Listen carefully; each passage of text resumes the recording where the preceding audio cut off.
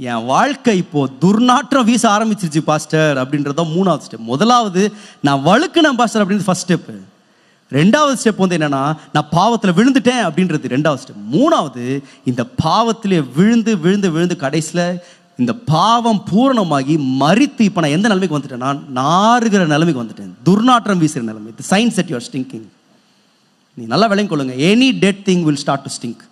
ஒரு காரியம் மரித்து போயிடுச்சுன்னா அது நார ஆரம்பிச்சிடும், துர்நாற்றம் வீச ஆரம்பிக்கும். நம்மளுக்கு ரொம்ப நேசிச்சவங்களா இருக்கலாம், நம்ம ரொம்ப நேசிக்கிறவங்களா இருக்கலாம். நல்லா கவனிங்க. யாரோ ஒருத்தர் இறந்துட்டாங்கன்னு வைங்களேன், நம்மளுக்கு கால் பண்ணி சொல்கிறாங்க, ஐயா இறந்துட்டாங்க ஐயா. நம்ம ரொம்ப நேசிச்சவங்களா இருக்கும். என்ன தான் நேசிச்சாலும் அடுத்த கேள்வி என்ன தெரியுமா கேட்போம்? பாடி எப்போ எடுக்கிறீங்க? சில வேலை கஷ்டமாக இருக்கும். நம்ம நேசிச்சவங்களை பார்த்து அப்படி சொல்லும் போது பாடி எப்பப்பா எடுக்கிற அப்படின்னா ஒரு கஷ்டமாக தான் இருக்கும். ஆனால் உண்மை தான். ஏன்னா எல்லாருக்கும் தெரியும், இவர் இறந்துட்டாருன்னா இன்னும் கொஞ்ச நேரத்தில் என்ன ஆக போகுது? துர்நாற்றம் வீச போகுது. கொஞ்ச நேரம் தாங்க சென்ட்லாம் அடிச்சுக்கிட்டு இருக்க முடியும். உங்கள் பாவத்துக்கு கொஞ்ச நேரம் நீங்கள் மேக்கப் போட்டுக்கிட்டு இருக்கலாம். ஆனால் கொஞ்ச நேரத்தில் எல்லாரும் சொல்லுவாங்க, ஐயா பாடி காலி பண்ணுங்க, துர்நாற்றம் வீசுதியா. இதான் 3வது நிலைமை. இந்த 3வது நிலைமையில் நீங்கள் இருக்கிறீங்க அப்படின்னா 3 அறிகுறிகள் என்ன தெரியுமா? when your hunger is delusional, ஒரு மாயையான பசி. இந்த நாற்றம் எடுக்கிற ஒரு நிலைமையில் இருக்கிறவங்களுக்கு ஒரு மாயையான பசி இருக்கும். தாவீதுடைய ஹங்கர் பார்த்தீங்கன்னா அப்படிதான் இருந்துச்சு. தாவீதுக்கு ஒரு மாயையான பசி. அவனுக்கு நல்லா தெரியும், இது சரி கிடையாது, இது ஆண்டருக்கு முன்பதான ஒரு துரோகம் தெரியும், இது நான் என் வீட்டுக்கு செய்கிற துரோகம் தெரியும். ஆனால் ஒரு மாயையான பசிக்கு அவன் இடத்த கொடுத்தான். 2வது, it's not just when your hunger is delusional, மாயான பசி மாத்திரம். 2வது அறிகுறி என்ன தெரியுமா? என் வாழ்க்கை நாறிக்கொண்டிருக்கிறதுக்கு 2வது அறிகுறி, when my heart is dead, மரித்து போன இதயம். மாயான பசி, மரித்து போனது. இந்த லெவலில் இருக்கிறவங்களாம் எப்படி இருப்பாங்க தெரியுமா? No emotion, no regret, no remorse. எந்த ஒரு ஃபீலிங்கே இருக்காது, எந்த ஒரு உணர்வே இருக்காது. அவங்க செய்கிறது, நான் கடந்த முறை சொன்னது போல், அவங்க செய்கிறது அவ்வளோ பெரிய பாதிப்பை ஏற்படுத்துங்க. அவங்களால குடும்பமே நடுத்தரில் நிற்கும். அவங்களால குடும்பத்தில் இருக்கிற எல்லாரும் பாதிக்கப்படுவாங்க. ஆனால் அவங்களுக்கு நம்ம பாஷையில் சொன்னால் சொரணியாக இருக்கா சொல்லுவாங்க பார்த்தீங்களா? சொரணியாக இருக்கு. அவனால் எல்லாரும் கஷ்டப்பட்டாலும் அவன் பாட்டு ஜாலியாக சுற்றிட்டே இருப்பான். ஏன் தெரியுமா? Heart is dead. இருதயம் செத்து போயிடுச்சு. உணர்வே கிடையாது, ஒரு வேதனை கிடையாது, ஒரு கவலை கிடையாது. யாருன்னா எப்படின்னா போங்க, நான் இப்படி தான் இருப்பேன். அது வந்து என்ன தெரியுமா? It becomes a point when your heart is dead, மரித்து போன இருதயம். You don't feel any emotion. தாவீது அந்த லெவலுக்கு போனாருங்க. தாவீதுன்னு பேசுகிறோம், ஆனால் தாவீது அந்த லெவலுக்கு போனார். எப்படி தெரியுமா? மனசாட்சியே இல்லாமல் செஞ்சாருங்க. கொஞ்சம் யோசிச்சு பாருங்களேன். நம்மளாம் அது மாதிரி யோசிச்சு கூட பார்க்க மாட்டோம்ல. எனக்கு விசுவாசமாக இருந்த ஒருத்தன், என் மேலே உயிரே வச்சிருந்த ஒருத்தன், எனக்காக யுத்தத்திற்கு போய் நின்ன ஒருத்தன், எனக்காக நான் வந்து இந்த யுத்தம் முடிகிற வரைக்கும் நான் எனக்கென்று எதையுமே தேட மாட்டேன்னு அவ்வளவு தியாகம் பண்ண ஒருத்தன் கையில் அவனுடைய மரணத்தினுடைய லெட்டரை வந்து அவன் கையில கொடுத்து அவனை கொல்ல சொல்லி அனுப்புகிறாங்க. எவ்வளோ மனசாட்சியற்றவனா இருக்க முடியும்? கொஞ்சம் யோசிச்சு பாருங்களேன். ஹார்ட்லெஸ். தாவீதுடைய வாழ்க்கை நீங்கள் பாருங்களேன், அந்த லெவலுக்கு போயிட்டாருங்க. மனிதாபியமே இல்லாமல் அந்த லெவலுக்கு. நீங்கள் ஒருவேளை அப்படி இருக்கிறீங்களா? மனிதாபமே இல்லை பாஸ்டர், எனக்கு யார் கஷ்டப்படுறது எனக்கு ஒன்றுமே ஃபீலிங்கே இல்லை பாஸ்டர், ஆல்ரெடி ஸ்டிங்கிங். 3வது கடைசியா, ஒருத்தன் நாரி போகிற நிலைமையில் ஒருத்தன் இருக்கிறான்னா, முதலாவது சொன்னேன் when your hunger is delusional, ஒரு மாயான பசி. 2வது when your heart is dead, மரித்து போன இருதயம். 3வது என்ன தெரியுமா? when the Holy Spirit is dormant, மௌனமான ஆவியானவர். மாயான பசி, மரித்து போன இதயம், மௌனமான ஆவியானவர். நம்முடைய வாழ்க்கையில் நாடிக்கிட்டு இருக்கோம் அப்படின்னா என்ன அர்த்தம் தெரியுமா? நீங்கள் யாராவது சொன்னீங்கன்னா, பாஸ்டர் பரிசுத்தாவியானவர் பேசுகிறதே ஒன்றுமே கேட்க மாட்டேங்குது பாஸ்டர், அவர் பேசவே மாட்டார் பாஸ்டர் என் கூட அப்படின்னா என்ன அர்த்தம்னா, ஆல்ரெடி அவுட்டுன்னு அர்த்தம். You are spiritually dead. என் ஆவிக்குரிய வாழ்க்கையில் ஜீவன் இல்லைன்னு அர்த்தம். Please take it very seriously church. நம்ம எல்லாம் ஆவிக்குரிய சபையில் இருக்கிறோம், எல்லாம் நல்லது தான், ஆராதிக்கிறோம், பாட்டு பாடுறோம். நீங்களே கேள்வி கேளுங்க, இந்த தப்பு செய்யும் போது ஆண்டவர் என்கிட்ட இன்னும் பேசுகிறாரா? இல்லை நான் பாட்டுக்கு செய்கிறேன் பாஸ்டர், அதெல்லாம் முன்னாடி பேசினார், ஒரு 2 வருஷம் முன்னாடி பேசினார் ஆவியானவர், இப்போது விட்டாருங்க. ஆண்டவர் விடலைங்க. ஆண்டவர் என்ன தெரியுமா பண்ணிட்டாரு? உன்கிட்ட பேசி பிரயோஜனம்னு விட்டாரு. ஆண்டவர் பேசணும் ஆசை தான், நம்ம லைட்டாக சறுக்கும் போது ஆண்டவர் பேசினாரு, பாவத்தில் விழும்பொழுது ஆண்டவர் பேசினாரு. ஆனால் இப்போ பாவத்தில் செத்துட்டோம். அதே காரியத்தை செஞ்சு செஞ்சு ஆண்டவர் பார்த்தாருப்பா, எத்தனை முறைப்பா நான் அவன்கிட்ட பேசுறது, இந்த ஒரே விஷயத்தை நான் எத்தனை முறைப்பா இதை சொல்லி சொல்லி சொல்லி கடைசியில் ஆண்டவர் எப்படி ஆகிட்டார்னா அப்படியே மௌனம் ஆகிட்டாரு. ஒருவேளை உங்கள் லைஃப்பில் நீங்கள் ஒரு காரியத்தை நீங்கள் செய்கிறீங்க, உங்களுக்கு தெரியும் ஆண்டருக்கு பிரியம் இல்லாத காரியம் உங்களுக்கு தெரியும், இதை நீங்கள் செஞ்சு ஆனால் உங்கள் மனசில் என்ன ஆவியானவர் பேசவே மாட்டார் அப்படின்னு நினச்சிங்கன்னா நீங்கள் நாரிக்கிட்டு இருக்கீங்கன்னு அர்த்தம். அதான் உண்மை. You are literally spiritually dead. தயவு செய்து இந்த நிலைமைக்கு யாரும் வந்துடாதீங்க. ஏன்னா நல்லா நல்லா கவனிங்க. நீங்கள் வழுக்கிற இடத்துல இருந்தீங்கன்னா உங்களுக்கு மாத்திரம்தான் தெரியுங்க. நல்லா புரிஞ்சவங்க இதை மட்டும் கவனிங்க. நீங்கள் லைட்டாக வழுக்கிறீங்க, ஸ்லிப் ஆகிறீங்கன்னு வைங்களேன், உங்களுக்கு மாத்திரம் தெரியும். ஸ்லிப் ஆகிட்டு திருப்பி நீங்கள் தப்பிச்சு போயிடலாம், யாருக்குமே தெரியாது. ரெண்டாவது ஒரு லெவல் இருக்குது. அது என்ன தெரியுமா? நான் சொன்னது போல் ஸ்லிப் டு சின். வழுக்கிற இடத்துலேருந்து பாவத்துக்கு நிலைமைக்கு நீங்கள் போனீங்கன்னா, நான் சொன்னது போல் ஏங்க நடந்து போனாங்க, ஸ்லிப்பாகி அப்படியே உழுந்தாங்க, பின்னாடி உழுந்தேன்னா நீங்கள் எழும்பும் போது சட்டை ஃபுல்லாக சேராக இருக்கும் பாருங்களேன். உங்கள் பின்னாடி வர எல்லாரும் பார்ப்பான். அதை பாவம் வந்து உங்களை சுற்றி இருக்கிற எல்லாருக்கும் தெரியும். பாவத்தில் இருக்கிறான் அப்படின்றத நெருக்கமாக இருக்கிறவங்களுக்கு எல்லாருக்கும் தெரியும். ஆனால் மூன்றாவது ஒரு லெவல் இருக்குது பார்த்தீங்களா, மறிக்கிற ஒரு லெவல் இருக்குது பாருங்க.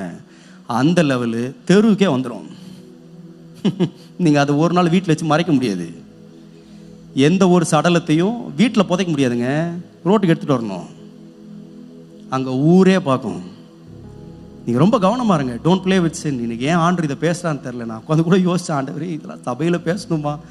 இங்கெல்லாம் விசுவாசிங்க 15 வருஷம் 30 வருஷம் 50 வருஷம் விசுவாசி, இவங்கள்ட்ட போய் என்ன?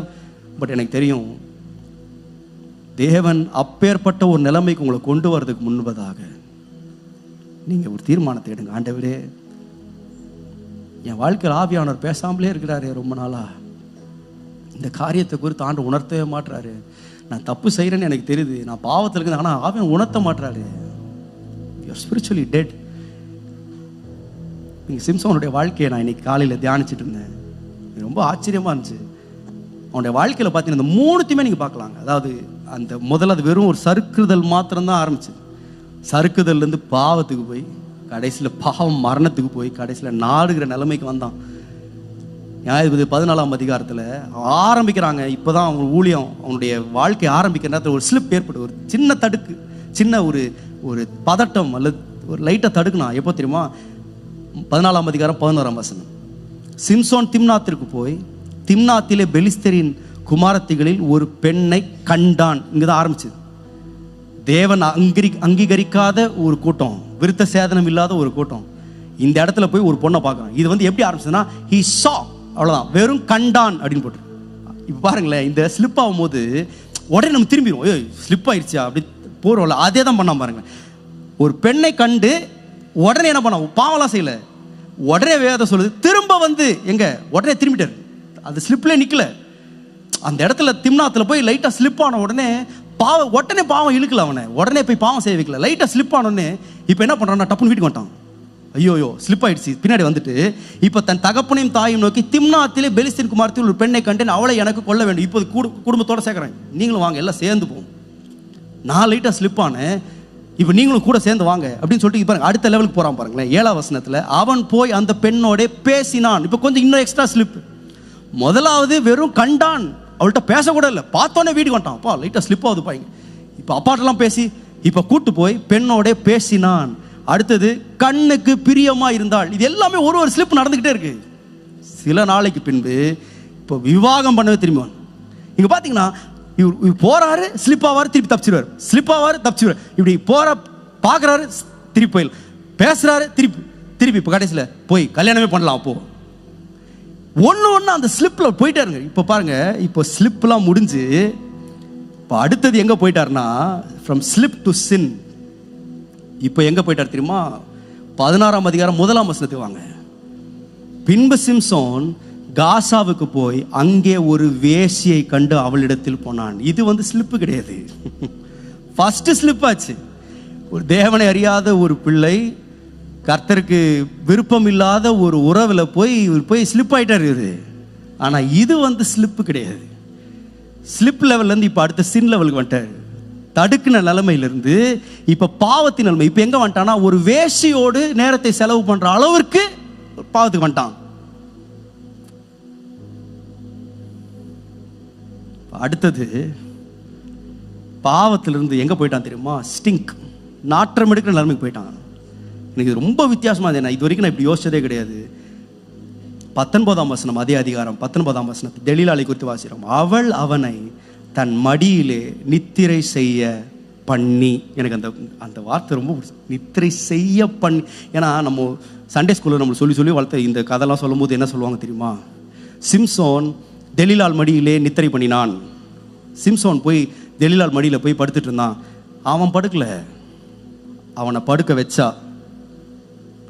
ஒருத்தன் மரிச்சு போயிட்டான் அப்படின்றதுக்கு ஒரு முக்கியமான அறிகுறி என்ன தெரியுமா? நீங்க அவனை எங்க வேணா படுக்க வைக்கலாம். ஒருத்தர் பாடி ஆயிட்டாருன்னு வைங்களேன், ஒரு டெட் பாடியை நீங்க நினைச்ச இடத்துல போய் படுக்க வைக்கலாம். உங்க ரூம்ல வைக்கலாம், இல்ல ஹாலில் வைக்கலாம், இல்ல வெரண்டால போய் படுக்க வைக்கலாம், இல்ல ரோட்லேயே போடலாம். ஒண்ணுமே பேசணும். எந்த போனமும் எழும்பி ஏன் என்னை இங்க ரோட்ல வச்சிருக்கிற, என்னை எத்துன்னு போய் வீட்டில் வைன்னு சொல்லாது. இங்க சிம்சோன் கடைசி எந்த நிலைமை கொண்டானா? டெட். எவ்வளவு தூரம் டெட்னா, அவ எந்த இடத்துல படுக்க சொன்னா அந்த இடத்துல படுக்க வச்சா. அவனால் முடிஞ்சது. she put him on her lap. அவள் அவனை தன் மடியிலே நித்திரை பண்ண வச்சா. அவன் கண்ட்ரோலே கிடையாது. ஒரு செத்த ஒரு மனுஷன், ஒரு ஆவிக்குரிய வாழ்க்கையில் ஒருத்தன் செத்துட்டான், மரித்து போயிட்டான்னு சொன்னா அவனுக்கு எந்த கண்ட்ரோலுமே இருக்காது. when someone is dead they have no control over where they are laid. எங்க நம்மளை படுக்க வைக்கிறாங்க அப்படின்றதுக்கு எந்த கண்ட்ரோலுமே இருக்காது. நான் சொல்றேன், I don't know who this is for and what you are going through. ஆனா ஒன்றை மாத்திரம் விளங்கிக் கொள்ளுங்க, பாவம் பூரணப்பட்டு மரிக்கும் பொழுது ஒரு நாள் வெளியே வரும்.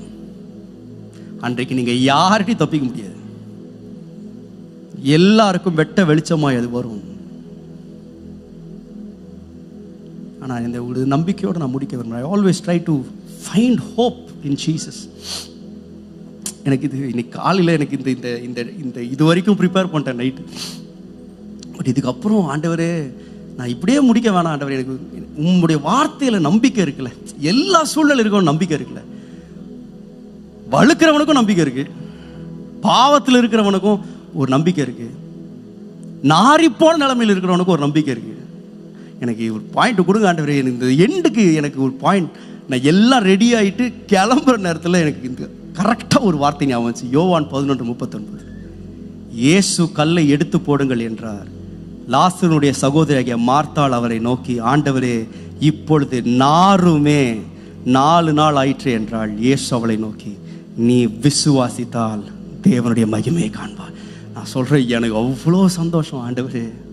ஒரு நாரிப்போன ஒருத்தனுடைய வாழ்க்கையில ஆண்டு எதிர்பார்க்கிறது தெரியுமா? நீ விசுவாசித்தால் இந்த நிலைமையில் நீ இருந்தாலும் நீ தேவனுடைய மகிமையை காண்பாய். நான் சொல்றேன், நீங்க what ever situation you may be today, எந்த நிலைமையில் நீங்க இன்னைக்கு இருக்கலாம், ஆனா இன்னைக்கு ஆண்டு உங்கள்கிட்ட ஒன்னே ஒன்று தான் சொல்றேன், நீ விசுவாசித்தால் தேவனுடைய மகிமையை காண்பாய். நம்ம எல்லாரும் சோதிக்கப்படுறோம். ஆனா அந்த கட்டுப்படுத்தப்படாத இச்சை, the evil desire, அது எதை கொண்டு வருதுன்னு சொன்னா, என் வாழ்க்கையில் ஒரு ஸ்லிப்பை கொண்டு வந்து, என் இச்சைகளை நான் கட்டுப்படுத்தலைன்னா என் கால்களை லைட்டாக தடுக்கி விட்டுருது. கட்டுப்படுத்தாத அந்த இச்சை கடைசியில் கற்பம் தரிக்குது. அந்த கட்டுப்படுத்தப்படாத அந்த கற்பம் தரித்தல் எது கொண்டு போகுதுன்னா பாவத்தை கொண்டு போகுது. அந்த கட்டுப்படுத்தப்படாத பாவம் பரிபூர்ணமாய் மரணத்தை கொண்டு வரும். அந்த மரணம் நாற்றத்தை கொண்டு வரும். நான் சொல்றேன், நீங்க எந்த லெவல் இருக்கீங்க, ஆண்டு உங்களுக்கு இன்னைக்கு சைன் போர்டு போட்டார். எல்லாத்துக்கும் நான் 3 பாயிண்ட் சொல்லி நீங்க எழுதியிருக்கீங்கன்னு நினைக்கிறேன். நீங்க கவனிச்சு பாருங்க, நான் இதுல எங்க இருக்கிறேன். ஆண்டு இந்த அறிகுறிகளை காட்டுறாரு. பா, நீ இந்த நிலைமையில் இருக்கிற, நீ எழும்ப வேண்டியது அவசியம். இன்னைக்கு ஒருவேளை இன்னைக்கு இந்த நிலைமையோடு நீங்க வந்திருந்தீங்கன்னா, இன்னைக்கு ஆண்டவர்கிட்ட நம்ம கேட்போம், ஆண்டவர்கிட்ட ஜெயிப்போம். நான் I believe in something that God is a merciful God. என் தேவன் யார் என்றால் இரக்கம் உள்ள தேவன். அவரிடத்தில் வருகிற யாரையும் அவர் புறம்பே தள்ளுகிறதே இல்லை. நீங்க உண்மையா அவரிடத்துல திரும்பிங்கன்னா, ஏன்னா அதுதான் அந்த பையனுக்கு ஆச்சு. நாற்றம் எடுத்த அந்த பையனுடைய வாழ்க்கையில ஒரு நாள் அவன் சொன்னான், நான் எங்க அப்பா வீட்டுக்கு போவேன். விசுவாசத்தோட வந்தான் பாருங்களேன். அவன் வாழ்க்கையை தேவன் மாற்றினார். அதே போல நம்முடைய வாழ்க்கையை மாற்ற அவர் உண்மை உள்ளவராக இருக்கிறார். எத்தனை பேர் விசுவாசிக்கிறீங்க? ஹல்லேலூயா. கண்களை மூடலாமா?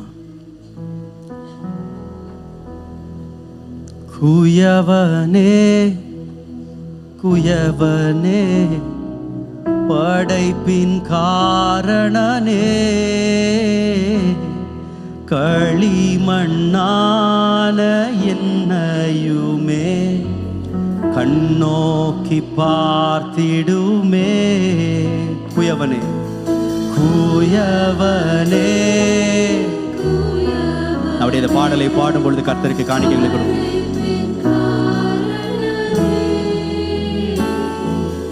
களிமண்ணான என்னையுமே கண்ணோக்கி பார்த்திடும்.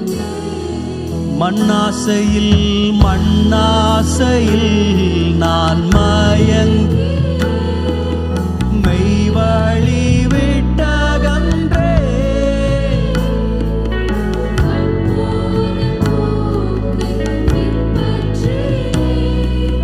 கண்டேனில்லை இன்ப மண்ணாசையில் மண்ணாசையில் நான் மயங்கியே மெய்வழி விட்டகன்றே. கண் போன போக்கை பின்பற்றினே.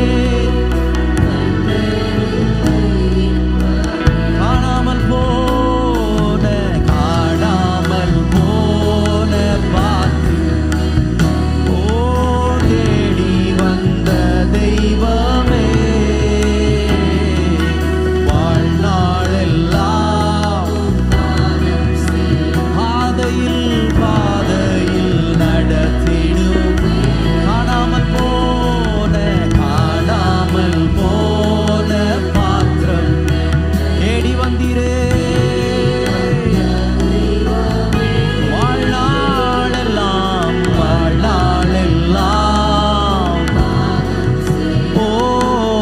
பாதம் நடத்திடுமே. குயவனே குயவனே படைப்பின் காரணரே களிமண்ணான என்ன கண்ணோக்கி பாருமாட்டவரே. ஓ வெறுமையான பாத்திரம் நான் வெறுமையான. வெறுத்து தள்ளாதீங்கப்பா. நேசிக்கிற தேவன் நீர் மீண்டும் கட்டி எழுப்புகிறவர் அவர். நிரம்பி வழியும் பாத்திரமாய் விளங்க செய். எல்லாம் எழுப்பி நிற்போமா? எல்லாம் எழுப்பி நின்று பாடுவோமே. வெறுமையான பாத்திரம் நான் வெறுத்து தள்ளாமலே நீரம்பி வழியும் பாத்திரமாய் விளங்க செய்யும். வேதத்தில் காணும் பாத்திரம் ஓ இயேசுவை போற்றிடுதே. என்னையும் அவ்வித கேளுங்க. என்னை வணைந்திரும் ஆண்டவரே, என்னை மீண்டும் வணைந்து கொள்ளுங்கப்பா. ஓ வேதத்தில் காணும் பாத்திரம் இயேசுவை போற்றிடுதே.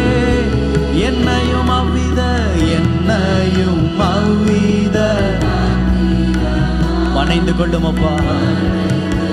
கொள்ளுமே.